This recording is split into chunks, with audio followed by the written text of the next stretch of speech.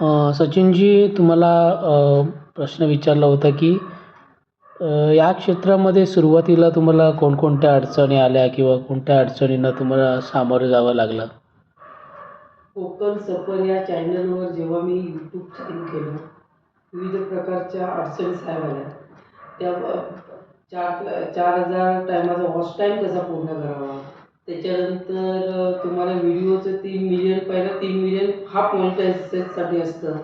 त्या USA यांचं मी प्रथमतः हार्दिक स्वागत करेन की यूट्यूब चॅनलवर एक सुंदर असं त्यांनी जे प्रेक्षेपण आमच्यासाठी जर केलं आहे, त्याच्याबद्दल मी त्यांचं हार्दिक अभिनंदन करेन की यूट्यूब चॅनल हे आम्हाला काहीतरी शिकवून जाते. आम्हाला काही पैशाची देवाणघेवाण नको आहे, पण यूट्यूब चॅनलवर मी खूप काही शिकलो. त्याबद्दल मी तुमचा ऋणीच आहे. ओके. पुढचा प्रश्न असा आहे की आजच्या तरुणांसाठी तुमचा सल्ला काय असेल की त्यांनी या क्षेत्रामध्ये यावे की कोकणासाठी काम करावे? या तरुण पिढीसाठी तुमचा काय संदेश असेल? नमस्कार. पुढील तरुणीसाठी माझा एकच आहे, कोकणावर असणारे तुमचं प्रेम. कोकणाचं नाव जगात एक नंबर आहे, ते आपण चालवतोय. तर तुमची साथ तुमची साथ ही आम्हाला पाहिजेच. कोकणासाठी ही तुमची साथ पाहिजे.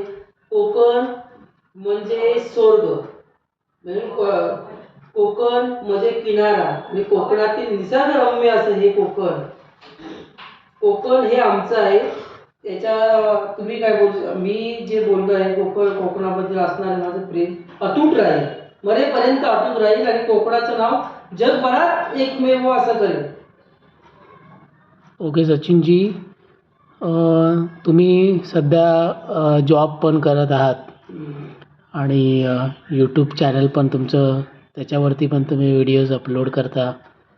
तर हे वेळेचं म्हणजे टाईम मॅनेजमेंट कसं करता तुम्ही? म्हणजे कधी वेळ काढता तुम्ही जॉबवर आल्यानंतर यूट्यूब व्हिडिओ एडिटिंग असेल किंवा व्हिडिओ बनवणे असेल, तर वेळ कसा काढता तुम्ही तुमच्या जॉबमधून? बघा, मी महानगरपालिकेमध्ये कामाला आहे. कमीत कमी मी 3 वाजता उठतो. 3 वाजेपर्यंत, 3 ते 3:30पर्यंत अंघोळ करून देवपूजा करून असं कामानिमित्त बाहेर निघतो. त्याच्यानंतर मी कामानिमित्त ट्रेनने जातो. ट्रेनवर जाता जाता मला काही व्हिडिओ करता येत नाही. कामावर नंतर येता येता तो वेळ असा असतो, म्हणजे बघायला 2 वाजता सुटल्यानंतर मी जी ट्रेन पकडतो, त्याच्यानंतर खूप वेळ माझ्याकडे असतो. म्हणजे घरी जायचं असतं, वेळेचं बंधन नसतं. तेव्हा जाता जाता मी ते व्हिडिओ बनवतो आणि खूप सारे असे व्हिडिओ बनवतो. सध्या आता मी मुंबईला आलो आहे, त्याबद्दल मुंबईतील संस्कृतीचा मला काहीतरी मुंबईमध्ये शिकायचं आहे, असा मी व्हिडिओ बनवणार आहे आणि ते तुम्हाला प्रेक्षेप पण करेनच. ओके, धन्यवाद सचिनजी. प्रत्येक क्षेत्रामध्ये प्रत्येक जी पण व्यक्ती एक फेमस झालेले आहेत, त्यांचं कोणतरी एक प्रेरणा देणारी व्यक्ती असते किंवा आयडॉल असतो. तसं तुमच्या आयुष्यामध्ये असा कोण व्यक्ती आहे का, आयडॉल आहे का, ज्याच्याकडून तुम्हाला प्रेरणा मिळते? मला अशी प्रेरणा देणारे नाही, पण मी कुठे कुठे असं ऐकलं होतं, यूट्यूबबद्दल मी ऐकलं होतं की प्रेरणा देणारे म्हणजे कोणती वाक्य कधी बोलावी आणि काय बोलावी, असे विविध प्रकारचे व्हिडिओ कुठेतरी ऐकले होते. पण प्रेरणा देणार म्हणजे कोकण.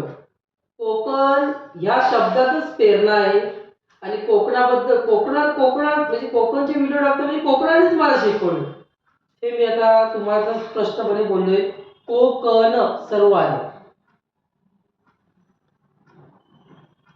ओके, धन्यवाद सचिनजी. यूट्यूबवरती व्हिडिओ अपलोड करायचा असेल किंवा तुमच्या सोशल मीडियावरती व्हिडिओ अपलोड करत असाल, तर तुमचं हे प्लॅनिंग वगैरे कसं असतं की तुम्ही डायरेक्ट व्हिडिओ शूट करता की काही अगोदर आठवडाभर त्याचं काही प्लॅनिंग वगैरे करता तुम्ही? नाही सर, असं काही नाही की मला मनात जेव्हा येईल ना, म्हणजे आपलं एक निसर्ग, कोकणातील निसर्गरम्य असं एक ठिकाणाचं पण पाहिलं गाव. मुंबईत पण गाव आहे, सफाली गाव आहे, त्याचं भाईंदर गाव, असे मोठे मोठे गाव खूप आहेत आतमध्ये. डहाणूपर्यंत अगदी मी कामाला जातो ना तिथपर्यंत गाव आहे. आणि असं बघायला गेलं तर भाईंदर ईस्टला मी वेस्टला जिथं कामाला आहे तिथे पहिलं तिथे भाईंदर वेस्टला खूप ठिकाणं आहेत. गोराई असेल, त्याच्यानंतर पोगोड आहे, त्याच्यानंतर भूताचा बंगला आहे. असे मी व्हिडिओ माझ्या चॅनलवर खूप काही टाकलेत आणि असं विविध प्रकारचे प्रेक्षक पण मी त्याच्याहून चांगलं करेन आणि यूट्यूबचं नाव आणि माझ्या कोकणाचं नाव यूट्यूबच्या पुढे येईल. ओके, धन्यवाद सचिनजी.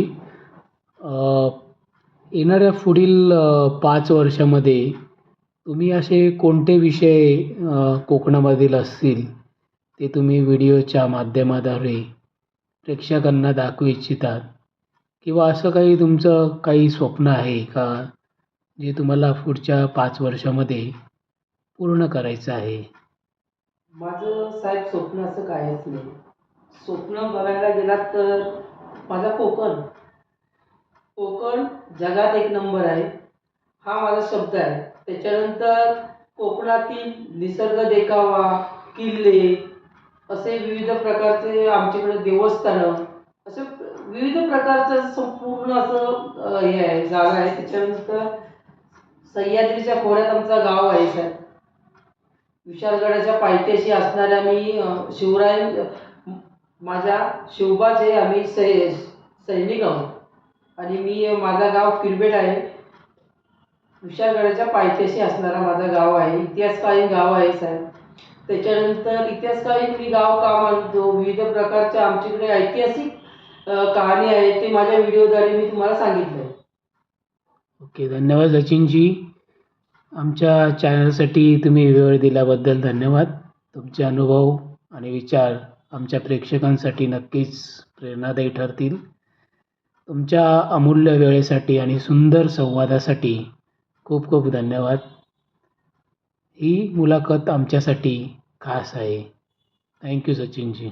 नमस्कार साहेब, धन्यवाद.